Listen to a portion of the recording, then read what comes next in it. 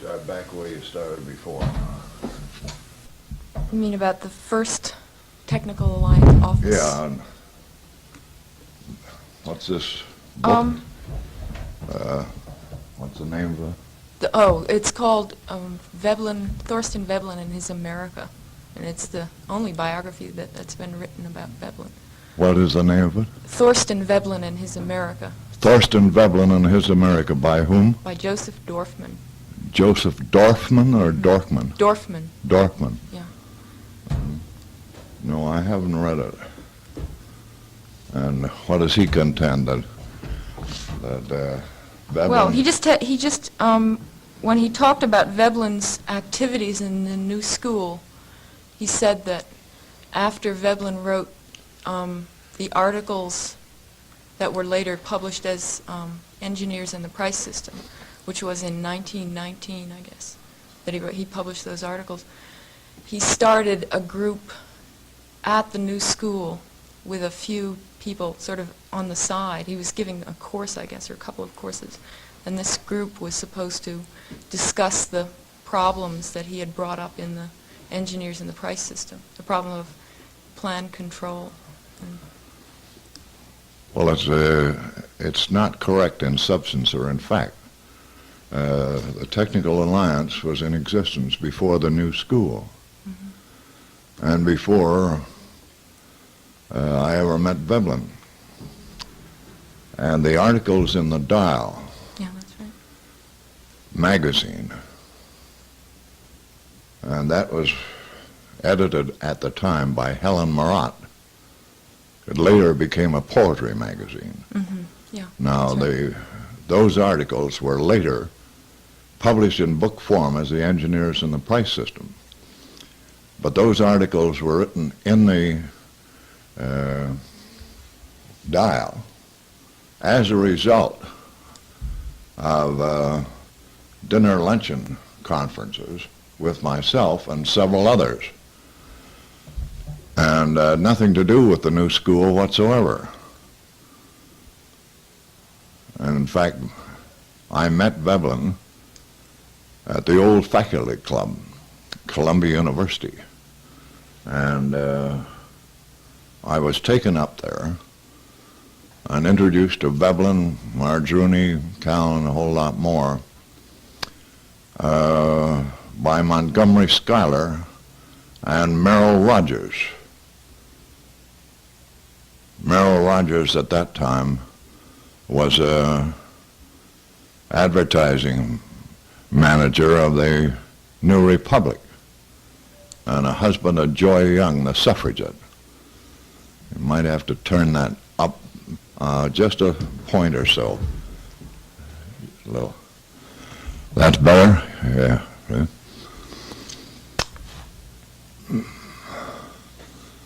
And we were engaged in this before the new school existed, you see. What were you doing at that, and when you first started, what kind of projects were you doing in the Technical Alliance? Research on resources and areas and so on. Was it an independent thing? You weren't... Purely independent. Yeah. In other words, I bought the furniture and equipped 2 floors at 107 Waverly Place with my own money, and then the engineers and scientists and technologists that I had associated with me in World War I, they went out of work, you see. And a whole lot of them bunked in there and worked a day or two and go look for work or write letters for the rest of the time. And what about the association with the IWW? Was that later? Oh, that was way later as the Technical Alliance. See?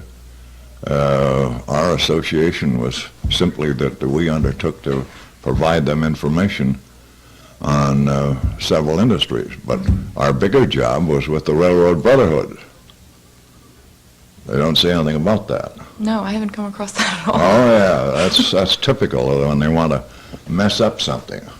No, I never was a member of the IWW. No, it just, I guess it was mentioned in newspaper articles that you did a research project for the IWW. Well, we did for Jet Lout, the economist in Washington, D.C., and the Railroad Brotherhood. Now, what we supplied was information on the structure of the meatpacking industry, the copper, and the agricultural. See, what we pointed out to them that in the report is that they were attempting to organize the migratory worker, and that there were about 1,200 combines in Kansas at the time. And we pointed out the migratory worker wouldn't exist in a few years when you got 15,000 migratory workers, or combines. Well, the combines went to about 27,000, and there were no migratory workers.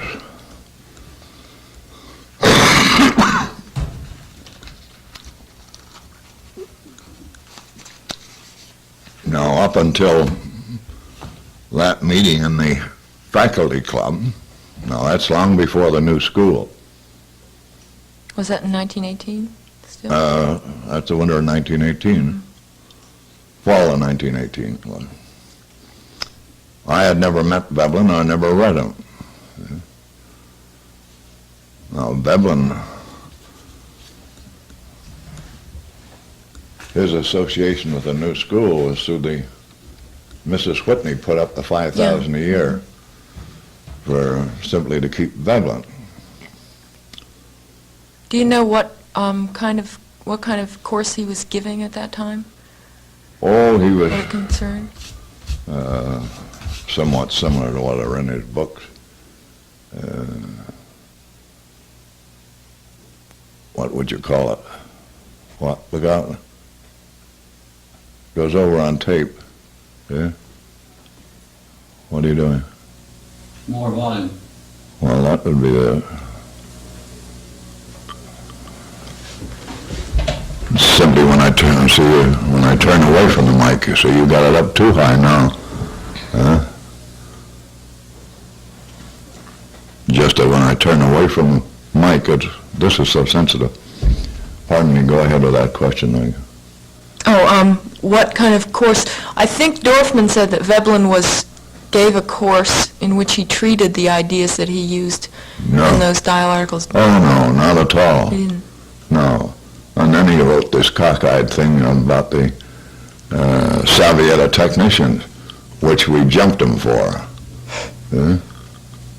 He had no more idea, Veblen had, of a technological structure than Susie Q on Broadway did.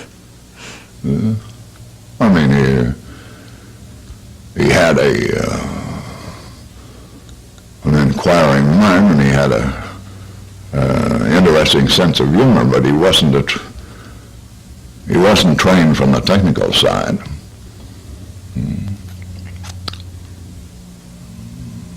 I think I'm the only person that ever kept Veblen up till after 3 o'clock in the morning. He stayed at my place, along with all the others, till after 3 in the morning. And did you discuss the idea of the Well, we had a series of dinners and luncheons. Somewhere at the Columbia Club, that's the downtown, on 43rd Street. And, what was the name of Robinson? He came and sat in the corner. He was a professor, and he wrote The Mind in the Making from taking notes at these meetings. Oh, his name is Robinson? Huh? Robinson? Robinson, I can't think of his first name. The Mind in the Making is the name of the book.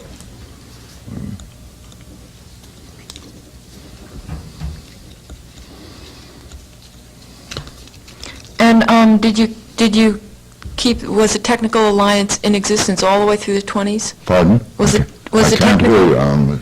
Was the Technical Alliance in existence all through the 20s? Oh, yeah. And it was doing active research all through the 20s? It went up and down in its activities, but nothing spectacular. And how did you come to be associated with Columbia University? We never were associated with Columbia. What about the energy survey? I mean, you know, Well, yes, we had other space besides Columbia University. We had the big drafting room, the huge ones of Voorhees, Camille, and Walker at 101 Park Avenue. Well, then Dr.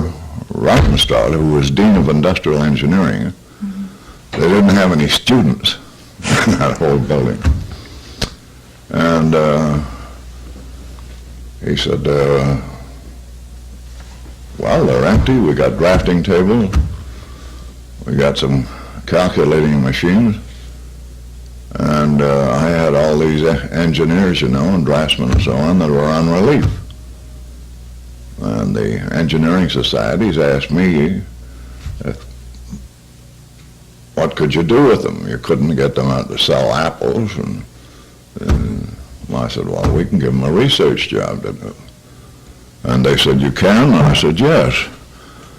And we wound up, you know, with around 250 of them. Now, Rothenstraut did it on his own. Oh, it was independent of the university then? Well, I don't know how he did it.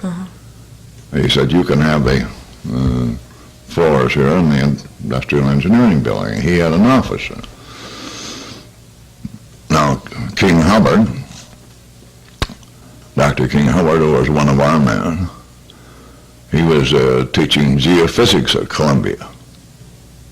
Have you heard of him at all? Yes, I have. Well, he had lunch with Rothenstraut, and he was telling Rothenstraut about the project, and Rothenstraut suggested that I come up there and look the place over, and I could have the floor or 2 floors. And that's what started it. But we had other space beside Columbia. See? And Columbia University never had anything to do with either the supplies or the direction of it. They were interested. Now, what have you found out of the reason at Columbia University? They claim they... Well, it's very confused. They claim that well, when the big publicity first broke in August, I guess it was, in 1932, right? But we were in that was announced by Columbia, wasn't it? Well, that's what I want to get, see what you've done in your research. Now, the Nicholas Murray Butler's political campaign manager and the head of the School of Journalism, or one of them, suddenly found out that Columbia had a big research project underway. That is in Columbia University. So without consulting with us at all, they drew up a release to the press and sent it out apparently on Saturday for a release Monday. They knew how to do it, you see, because Monday's your bad day. If you can really hand the press anything, they'll give it front page. Well, we knew nothing about it till we arrived up there at the engineering building, and you had 40 reporters and sound trucks and movie tone sound news and all the rest. That's what started it. They didn't consult us at all. We didn't have any publicity staff or to handle it. Were you planning any specific publicity for any time in the future? No, You just we wanted weren't to keep interested in on- publicity. yeah. We were interested in doing a job, which is the analysis of the energy determinants of the continent. Our approach was an entirely different one. Certainly it's radical and revolutionary. And then this just forced you to Well, it landed us in the midst of this publicity, of which we didn't originate, and we couldn't, at the time, control. Yeah? Now, we called a body of thought, and this was way back in the Technical Alliance, we called it Technocracy. Way back in 1919. What about Smith's contention that he invented the word technocracy? Technocracy has been invented by at least 7 or 8, Oh. but never in the sense that we use it. Now, he also was in New York, and he used to come into a restaurant in Greenwich Village where he heard the discussions on it. And he wrote an article in an engineering magazine using the word technocracy as an efficiency system. Oh, he used it in a completely different sense then. Yes. Yeah. But it's been used way back by 1884 and 1889 and 1860 something. But never in the sense in which we used it.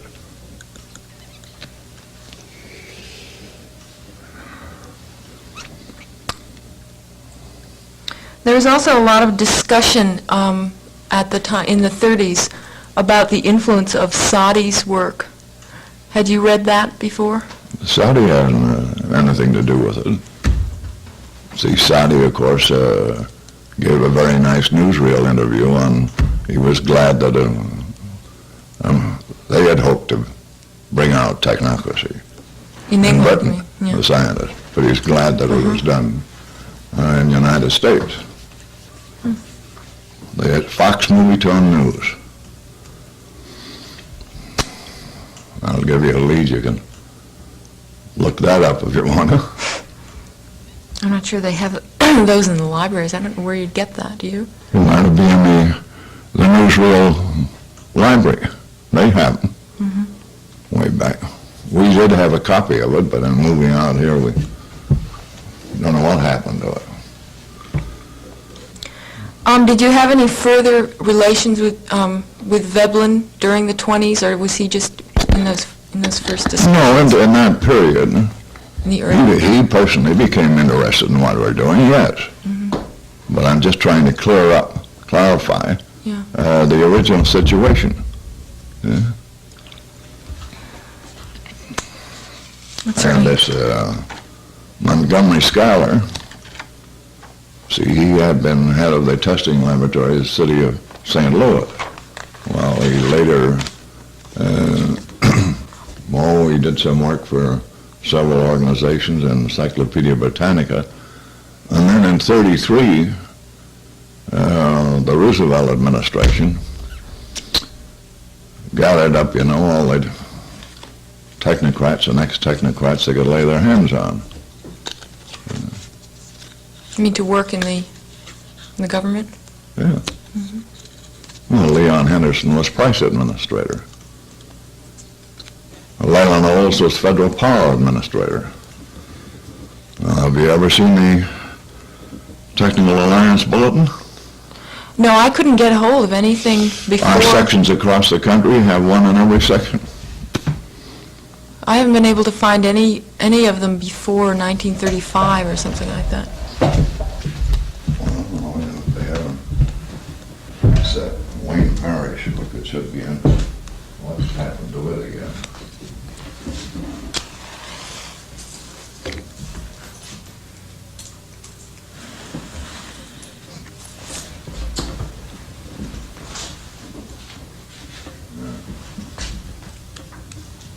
Good God, you leave it in here.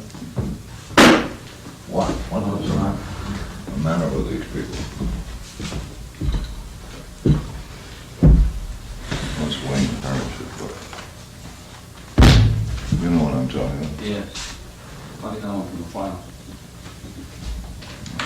Shouldn't be in any of that stuff, it should be left in the book.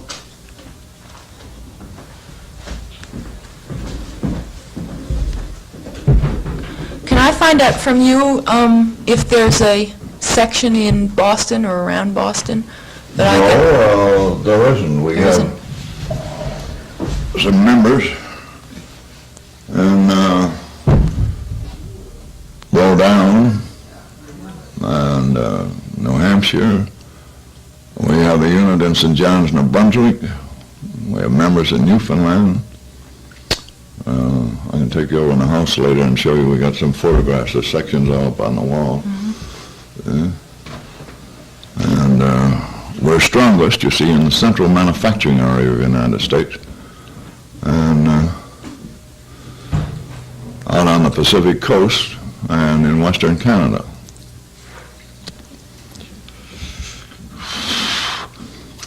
I spoke in Boston several times.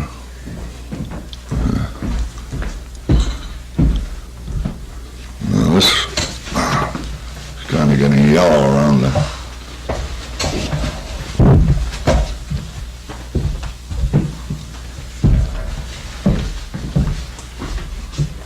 Take a look at those names. That was the original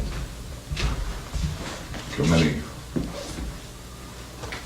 of the TA.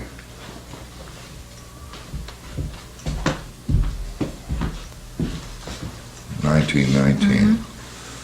Let me just lay this down so I can see it. Ackerman was the architect, Cornell University and other big buildings. Dr. Alsberg was chief chemist of the Bureau of Agriculture. Alan Carpenter was doctor and surgeon in New York. Comstock was head of the Comstock engineering firm, was still the biggest electrical contractors in New York. They did all the electrical work at the World's Fair. Stuart Chase, you know. Yeah. Well, Stuart Chase, when I met him first, was an accountant in the Federal Trade Commission in Washington. I pulled him out of that when he wrote his first article in the office of the Technical Land. Oh, really? Yes. And he worked on the Railroad Brotherhood report. Alice Bowers Fernandez, Dr. Bowers was Deputy Commissioner of Education in the United States, Department of Education in Washington.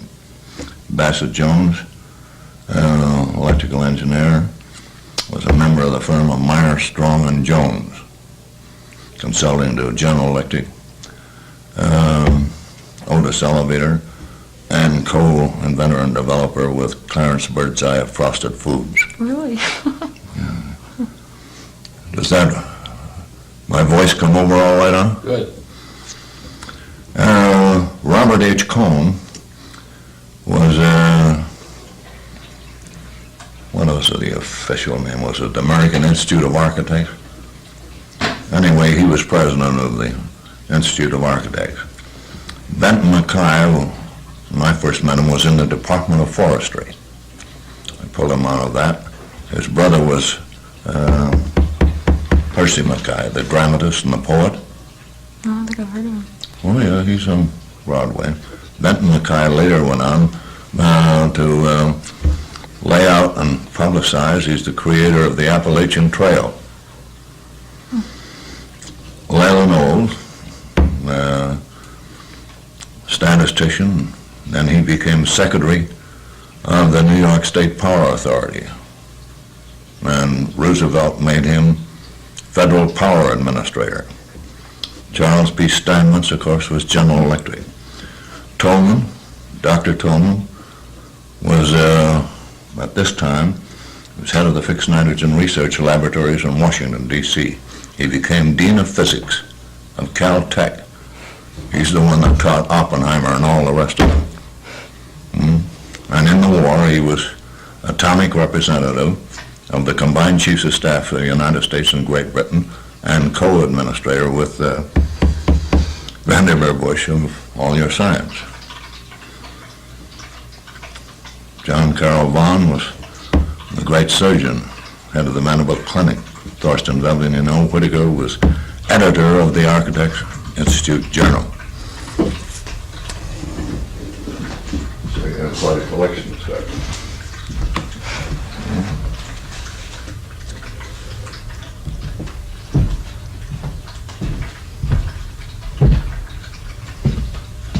Now, when you're at it, you got it right there.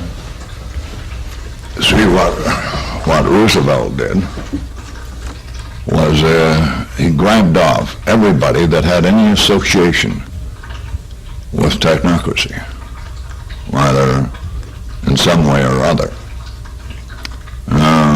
Leon Henderson was made price administrator. Leland Olds was made power administrator.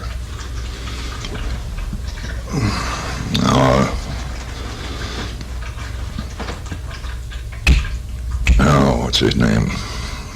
He and Stuart Chase did most of the work of our report to the Railroad Brotherhood. Can't get his name now, and I want to. He became Deputy Chief of ODT, Office of Defense Transportation, during the war.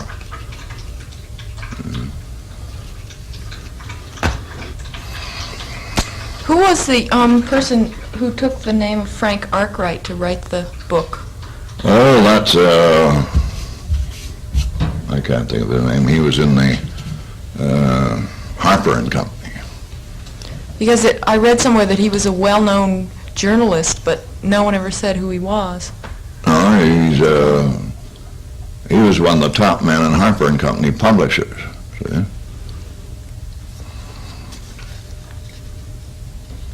We lent him books, and we spent $92 additional to buy him additional books to read up on it.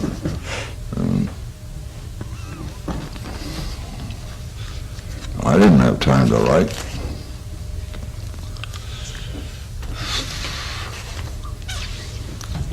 Now, what happened in 1933 when you left Columbia, and I guess you went back to the offices, or just used the offices on Park Avenue then? Yeah, we were using that. Then we had an office on Madison Avenue, and then we had an office on 3rd Avenue, and then we moved into the Commerce Building, where we stayed, let's see, from 37 to 1950. How many years is that? 13? Yeah, 13, 14 years. Mm-hmm. And we left the Commerce Building and came out here and bought this farm. Yeah. Well, was there as the newspapers played it up, there was a big feud or a big split between you and the people at Columbia? No. What happened was that the National Society of Arts and Sciences gave this annual dinner, which they usually give. And the dinner was held at the Hotel Pierre with a radio hookup clean across Canada and the United States and shortwave to the world. Well, the pressure was on, and Rautenstrauch had agreed to introduce me with 5 minutes of introduction. Then he wanted, they arranged that 2 months or something before. And then he comes through and wants 20 minutes to explain what his position is. See, Leon, you'll find it in the Herald Tribune, where Leon Henderson and a couple more, we asked them to resign, and they resigned. Yeah, I remember that. Well, and of course they thought they were going to take the research away from technocracy. Well, they didn't do any such thing. And one group offered Rautenstrauch $250,000 endowment to continue the research, and they also offered him the position of being head of the Industrial Conference Board. But then he declined that when he found out that he would sacrifice his university pension if he took it. Besides, as Dean of Industrial Engineering at Columbia, he had 3 or 4 very nice industrial consulting accounts, which as a university professor he could hold. But as head of the Industrial Conference Board, he couldn't. He'd have to relinquish those. And his income from the consulting accounts were higher than that of his salary at Columbia University. It's all very complicated, see? So he stayed at Columbia then? Pardon? He stayed at Columbia? Oh, yes, see? So he resigned, The only one that was at Columbia that still remained with us was King Hubbard, and one or two lesser individuals.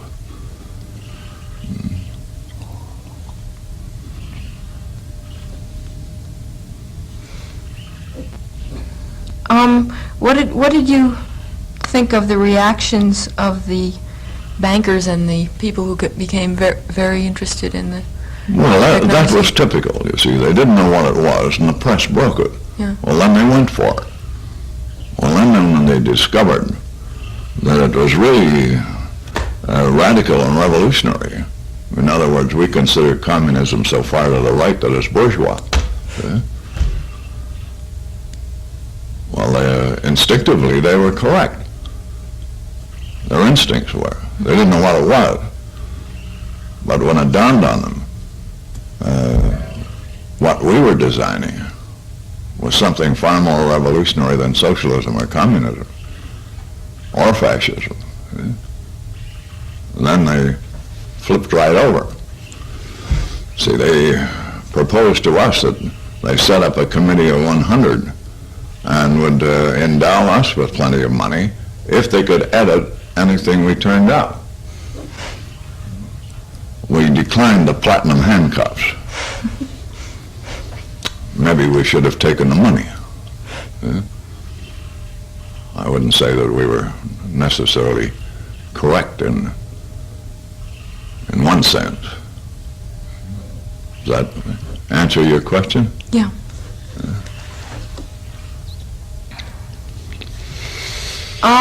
There was mention of, in some of the articles I read, of a specific sort of propaganda campaign after the publicity broke around in January. Whose campaign? Well, By whom? by Technocracy Incorporated. Well, we Was went it- on a speaking tour across the country and we organized sections. That was 34. That was much later then, yeah. Yeah. But you see, you have to get the picture straight. The Roosevelt administration set up this National Potential Product Capacity Survey. And they grabbed off Montgomery Schuyler and Felix Fraser and some more. And they started a right deviation known as the Continental Committee on Technocracy. Oh, that was a separate organization? Yes, we had a Continental Committee, but they grabbed the name. Now, we applied for incorporation in 1932, but the political interference delayed the issuing of the charter until 1933. And that was only done because the firm of attorneys threatened to issue a writ of mandamus on the Secretary of State in Albany, New York, to show just cause as to why it shouldn't be. And it came forthwith in a hurry. And our attorneys were Cadwallader, Wickersham, and Taft. Strange bedfellows. It really is. There's a lot of interesting stuff involved in all this.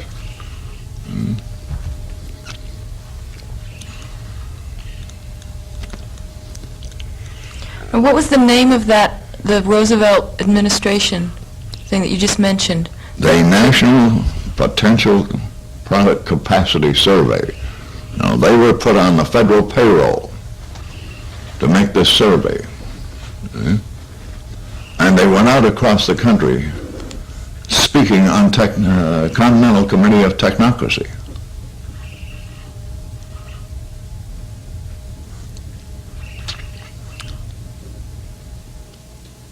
And they had some financial backing beside the federal government. Now, we stopped it because Harold Loeb was also on this National Potential Product. He never was a member of Technocracy. He wrote Life Under Technocracy, and we refused to approve it, and 3 or 4 big publishers turned it down because but he was employed on the federal payroll. Well, he and Felix Fraser went out speaking across the country, and they got a professor at Marquette University, and somebody out in Denver, and then a woman up in Seattle, a woman lawyer. When he got to Canada, we found out what their federal payroll numbers were and sent their federal payroll numbers to Canada. They had crossed the boundary line. You can't cross the boundary line as a government employee of either Canada or the United States, vice versa, and speak on another subject. That's contrary to law. So they were stopped. And the Continental Committee was closed up by the Postal Department. Post Office, United States Post Office later.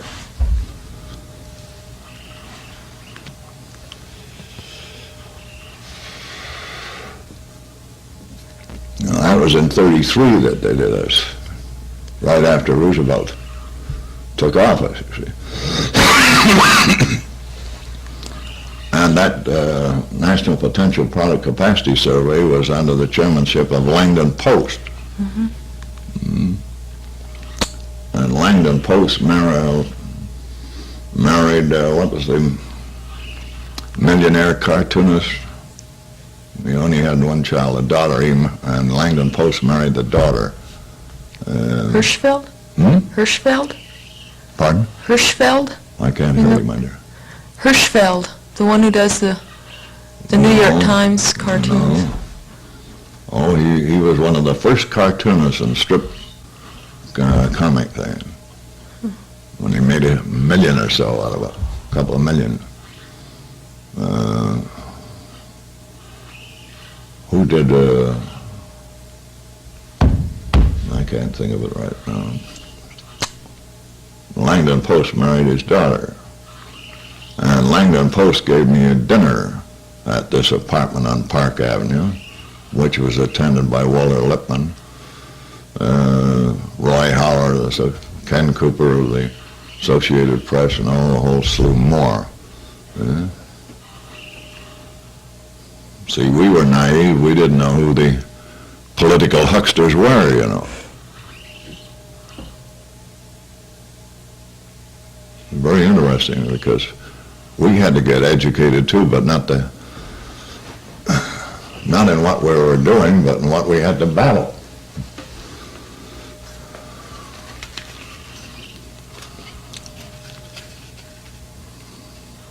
We could design any kind of scientific or technical engineering apparatus, but our contacts were not with the political, financial.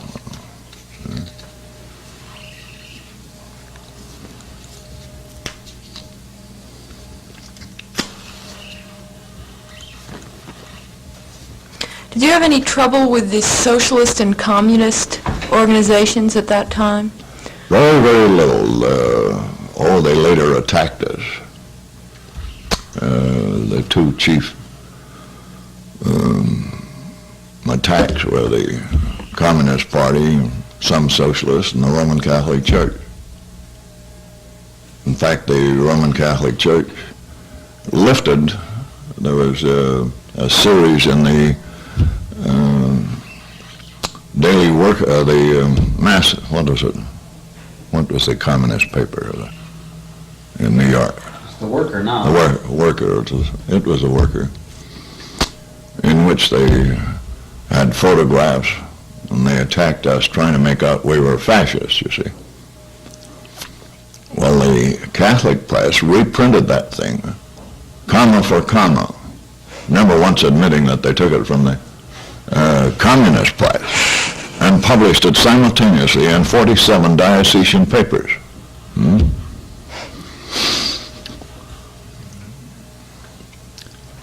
And yet a year before, the Jesuit Catholic America had advised every Catholic engineer to join Technocracy. That's before the flip over.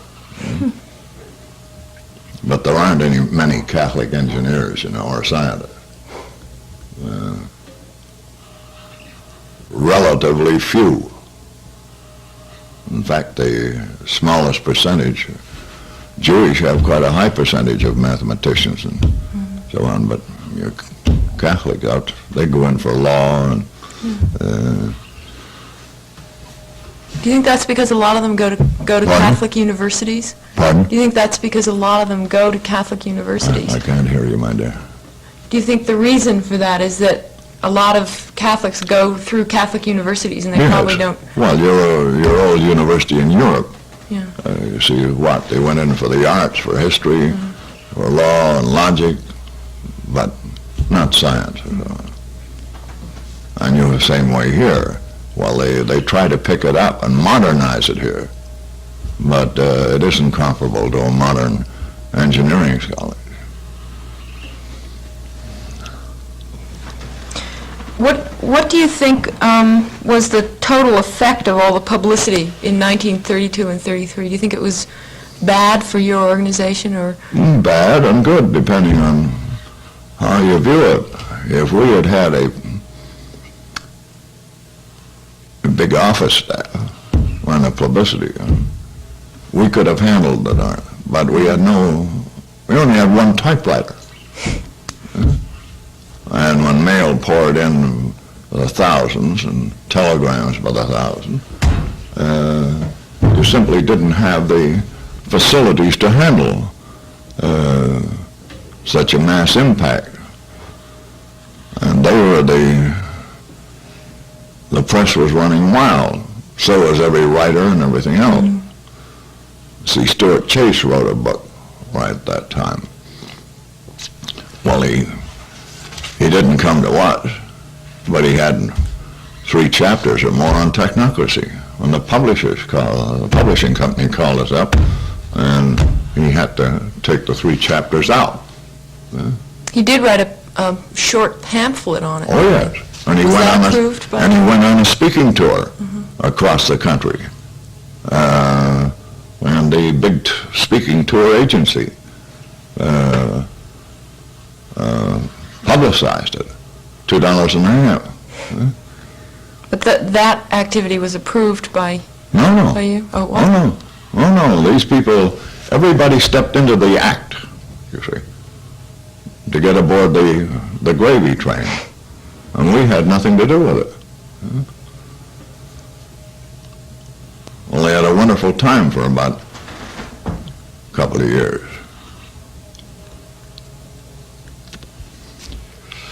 See, when they flipped over to the attack side, then they tried to bury us. See, the technocracy's really been dead, you know, we're zombies. I know.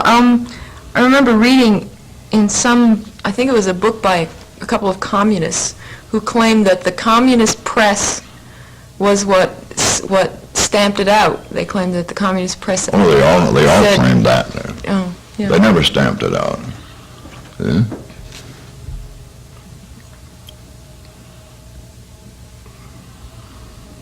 other words, we didn't have any endowments or rich angels. We didn't have subsidies from foreign governments like the Communist Party.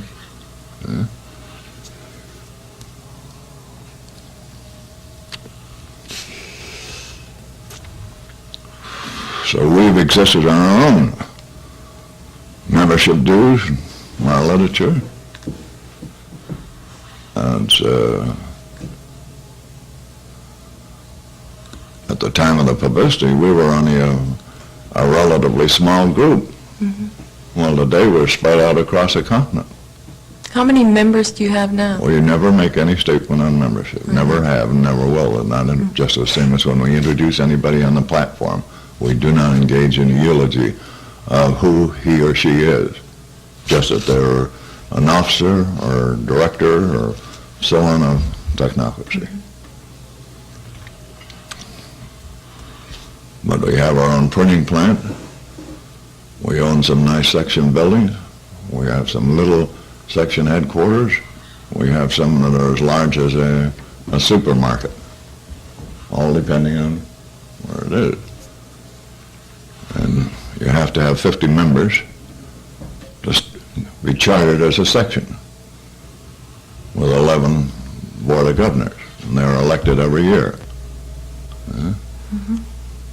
The Continental Board of Governors are 12, and 3 are elected every, so there's a 4-year term.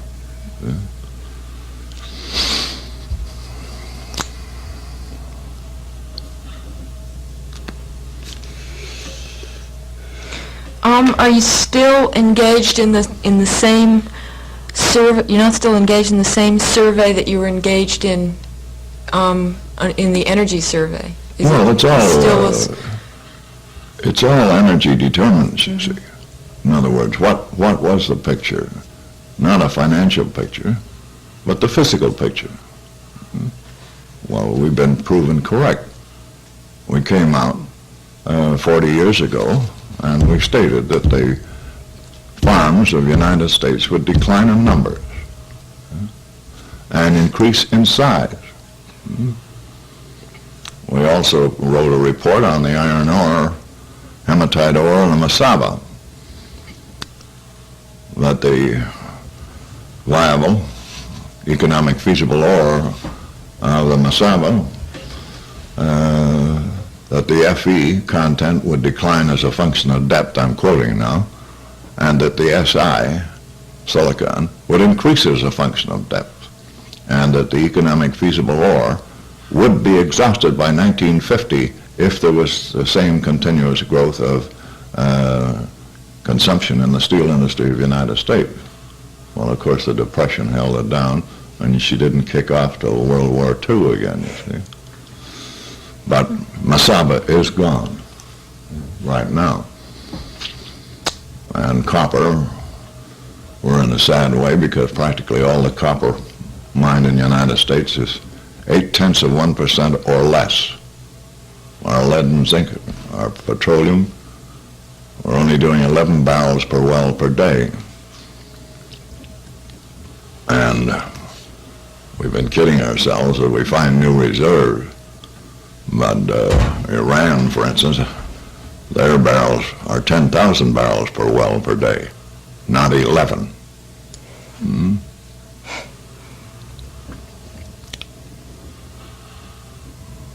See, what we contended then was that machines made jobs for machines, and only machines could produce machines. And if you kept on installing energy-consuming devices, you would finally arrive at the point where you would not require the services of the majority of the able-bodied adults in the United States to produce and distribute the physical wealth. It would be done by a minority. Now, that statement is decades old. See? Now, this is fundamental stuff, which they don't want to deal with in the propaganda against us. Now, of course, they're announcing from Moscow that the new administration in Moscow are technocrats. Yeah, Marvin Kalb on CBS from Moscow. The technocrats have taken over in Moscow. Well, it's nonsense. The idea did go abroad in the 30s. And you had,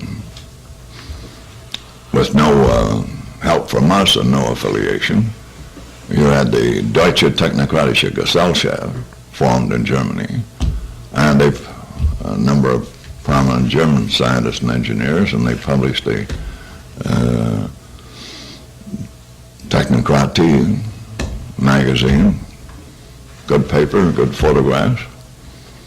You had the Czechoslovakia Technocracy, Spolinz, published in the Engineering Institute in Prague, and the Niederländische Technocratie, Veblen, and the Hague in Holland, and the Norska something or other in Norway, and in Sweden, and wait a minute, in Belgium, you had this chap ran as a technocrat, and he scored more votes than the fascist Rexus de Grelle.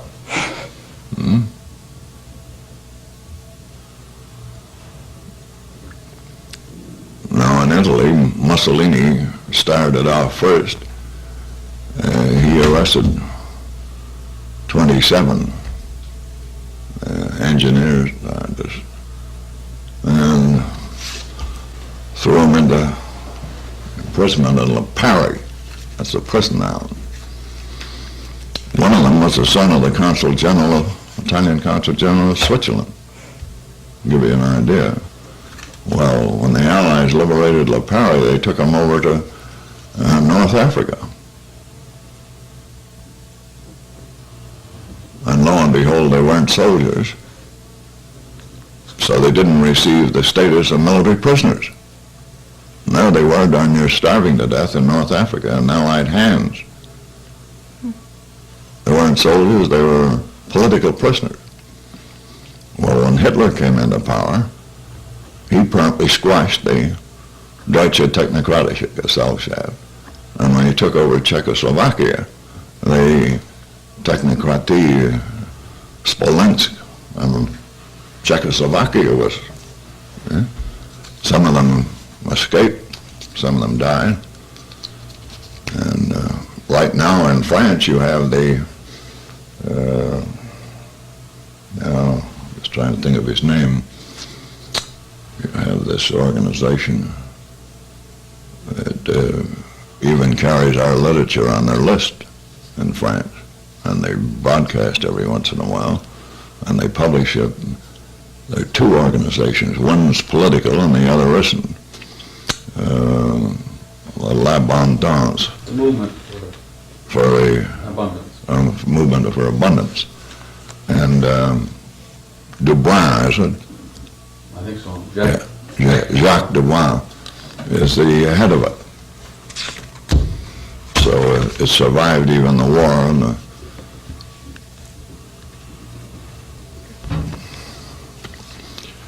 but please understand that we had no part in this setting up of any of that, just mushroom as part of it. We've never had any contact with the Russians, and so we don't know anything about that. But to say that there are technocrats in Russia or in France under de Gaulle is nonsense. Well, do they mean it specifically in reference to this movement, or just using Well, the they're word using the and- term, you see, that planning and design. Anything that's of national design now is synonymous with technocrats and technocracy, you see. Of course, it's incorrect to use it that way, but that's partly done to confuse it, especially when they're French Catholic writers. Well, you ask me some more questions. Do you have any ideas on how soon the technological unemployment will really reach, Well, it isn't only unemployment, you see. or just, Let me see if I can give you a picture. In 1920, John L. Lewis had 780,000 bituminous coal miners. Today, he only has 235,000. Now, true, John L. Lewis and the coal operators have raised the coal mining per man to the highest in the world, 8 to 14 tons per man. But the new machines coming in do 8 tons a minute. In other words, John L. Lewis isn't going to have 235,000 very much longer. Your American railroads had 2,140,000 in 1920. It's now down to less than 800,000, including station employees. what about the federal program to retrain people who are, like in the coal mining districts in Virginia and whatnot, they're retraining them? Look, my dear, the trouble with all of this is that any philosophic approach, any moral approach, any humanitarian approach is invalidated utterly and completely by the technological progression of the next 30 minutes. That is what they cannot see. They're thinking in terms of dollars and economics and balance sheets when it's a physical problem. Now, the consolidations of railroads that are coming up will trim another 200,000 employees out. Well, there'll be no future for the youth of America in railroading, coal mining, chemicals, cement. You can go on down the line. Your Ideal Cement Company today has beautiful new plants in which are operated by tape, and there's only one man per shift required to operate a giant cement plant. Now, the same thing is hitting your white-collar workers now.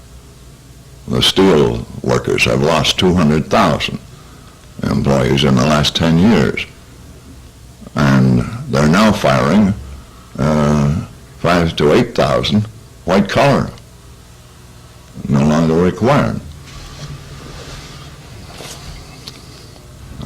This is the kind of material you're looking for, is it? Well, what See, about... we brought this out years ago. Yeah. What about... And we were considered a little crazy. You see, oh, it'll never happen in our time. Maybe sometime, but not in our time. Well, it's happening.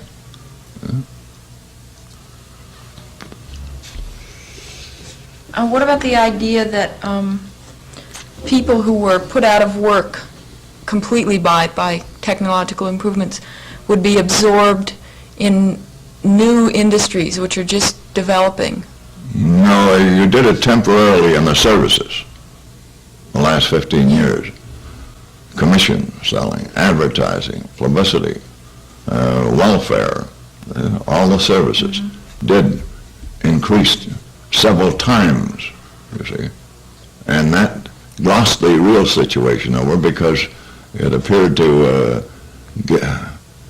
be a factor of stabilization by absorbing, but that has stopped. And your new industry today has technological equipment never dreamed of 20 years ago. The Russians are running into the same thing. You're running into it in Britain. British unemployment is rising. It'll be 750,000 to 1 million by June.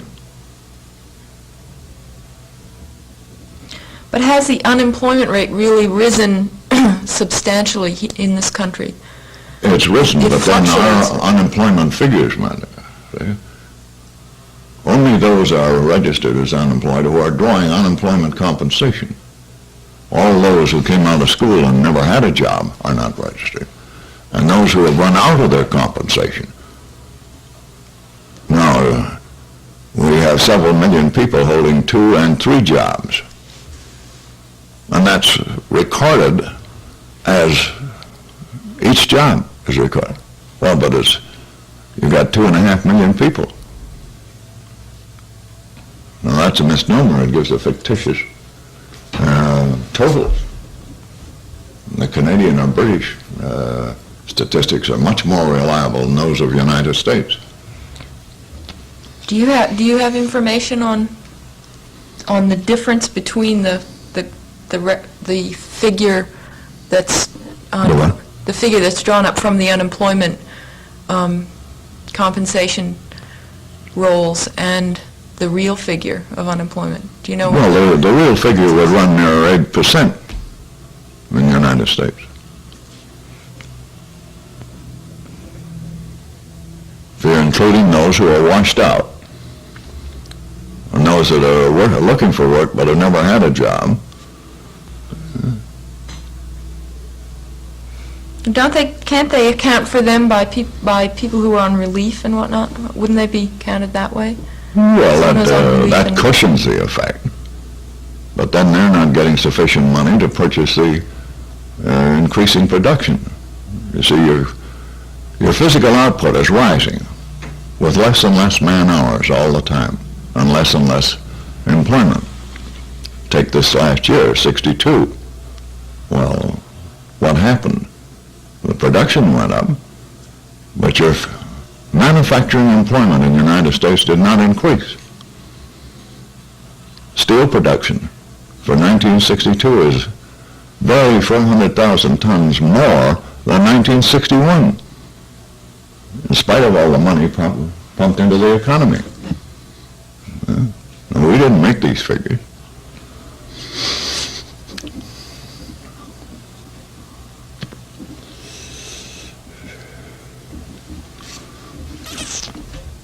Now, do you have any specific ideas on what will happen, say, in the next 10 years, Oh, yeah. based on your... See, the moment that your energy consumed per capita rises to a certain figure, then you no longer can employ the majority of a working adult. In other words, you can produce abundance and distribute it with a minority of your working population. Well, then you'll have to pay everybody, whether they work or not, the same amount. It's going to be rather complicated under this social system, isn't it?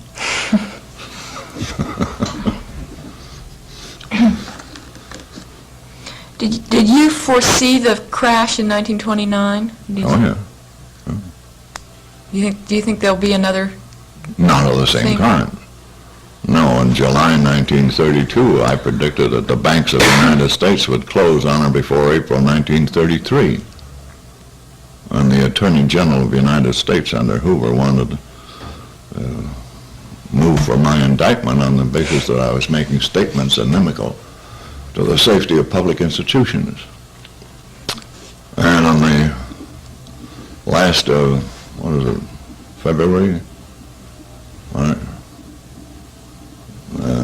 1933, I was speaking, I was the first speaker on the platform of the National Educational Convention in the big auditorium in Minneapolis. And Dr. Glenn Frank, who was then president of the University of Wisconsin, was to follow me on the platform. Well, I made the same statement. And when I got back to the Curtis Hotel, the mayor of Minneapolis and the district attorney and attorney general were all there. Here I had made statements because people started going out of that auditorium like this. I asked them if they had a return ticket and if they had any money in the bank, to wire home to withdraw the money. And they really came up with intentions of arresting me. The only thing that stopped it was the manager of the hotel called up the suite and says, "Mr. Scott, the extras have just hit the street. The governor of Ohio has closed all the banks in Ohio." The difference in time between Columbus, Ohio and Minneapolis. That did it. I said, "Send up 100 copies."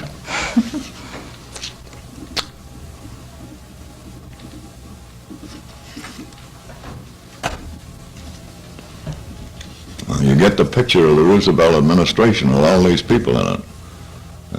I'm still trying to think of, what's his name then? ODT. He was engineer for the Baltimore and Ohio Railroad when we drive.